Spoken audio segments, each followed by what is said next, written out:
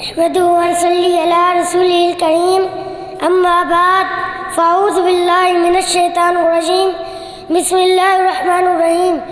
صدر مجلس محترم میرے اساتذہ کرام اور میرے ہم مشن و ہم مکتب ساتھیوں، دوستوں، بزرگوں، السلام علیکم ورحمۃ اللہ وبرکاتہ۔ آج مجھے جس موضوع پر لب کشائی کرنے کا موقع ملا ہے وہ ہے جو کام ہم خالص اللہ کے لیے کرتے ہیں اس میں بڑی قوت ہوتی ہے۔ حیا علوم میں لکھا ہے بنی اسرائیل میں ایک عبادت گزار رہتا تھا، وہ ہر وقت اللہ اللہ کرتا تھا۔ ایک جماعت آئی اس کے پاس، انہوں نے کہا فلاں جگہ پر ایک درخت ہے، لوگ اس کی پوجا کرتے ہیں۔ یہ سن کر عبادت گزار کو بہت غصہ آیا، اس نے کلہاڑی چکی اور سینے پہ رکھ دی اور چلا۔ راستے میں اس کو ایک شیطان بوڑھے نیک شخص کی شکل میں ملا۔ اس نے کہا کہاں جا رہے ہو؟ اس نے کہا فلاں جگہ پر ایک درخت ہے، لوگ اس کی پوجا کرتے ہیں، اس کو کاٹنے جا رہا ہوں۔ شیطان نے کہا آپ کا کیا واسطہ اس سے، آپ کا کیا تعلق؟ آپ نے اپنی عبادت کو چھوڑ کر ایک برے کام کے لیے چل پڑے ہو۔ عبادت گزار نے کہا یہ بھی ایک عبادت ہے۔ شیطان نے کہا میں وہ آپ کو نہیں کاٹنے دوں گا۔ دونوں کے آپس میں مقابلہ ہوا۔ شیطان نے عبادت گزار نے شیطان کو گرا کر اس کے اوپر چڑھ بیٹھا۔ شیطان نے اس کی تعریف کی تو عبادت گزار نے اس کو چھوڑ دیا۔ دوسری بار مقابلہ ہوا، شیطان نے اس عبادت گزار غالب آ گیا اور شیطان کو گرا کر اس کے اوپر سینے پر چڑھ بیٹھا۔ شیطان نے کہا میں آپ کے فائدے کی بات بتاؤں؟ عبادت گزار نے کہا جی ہاں۔ شیطان نے کہا میں آپ کو 3 دینار دوں گا، انہوں میں سے ایک آپ نے اپنے لیے خرچ کرنا ہے، ایک اپنے رشتہ داروں کے لیے اور ایک غریب اور فقیروں کو دینا ہے۔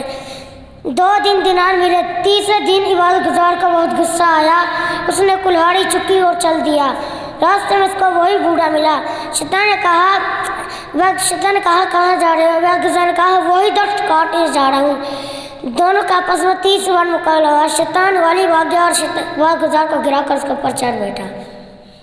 عبادت گزار نے کہا کیسے؟ شیطان نے کہا 2 بار تو آپ اللہ کی رضا کے لیے کر رہے تھے، اب تیسری بار آپ لالچ میں آ گئے ہو تاکہ مجھے دوبارہ پیسے ملے۔ میرے ہمیشہ ہم مکتب ساتھی اور دوست بزرگوں میں آپ کی توجہ چاہتا ہوں۔ توجہ! حضرت مفتی صاحب پہ چند لوگ آئے، انہوں نے کہا مفتی صاحب کو درخواست کیا کہ ہمارے روہی نالے پہ لوگوں نے قبضہ کر لیا ہے، ہمارا ساتھ دو، ہماری مدد کرو۔ مفتی صاحب اٹھے، محنت کی اور تحریک چلائی۔ کچھ لوگ سامنے آئے، انہوں نے کہا مفتی صاحب یہ آپ کا کام نہیں ہے، یہ حکومت اور محکموں کا کام ہے۔ مفتی صاحب نے کہا نہیں یہ بھی ایک عبادت ہے۔ انہوں نے کہا مفتی صاحب آپ مدرسہ اور مسجد سنبھال۔ مفتی صاحب نے کہا نہیں یہ بھی ایک عبادت ہے۔ حضرت مفتی کے اخلاص کے وجہ سے ہر کردار کے مقابلے میں اللہ تعالیٰ نے حضرت مفتی صاحب کو سرور دیا، چاہے وہ کردار ریونیو بورڈ کی شکل میں ہو، چاہے وہ عدالت کی شکل میں ہو، چاہے وہ کمشنر یا AC کی شکل میں ہو۔ اللہ تعالیٰ نے ہر بار مفتی صاحب کو کامیابی عطا فرمائی ہے۔ حتیٰ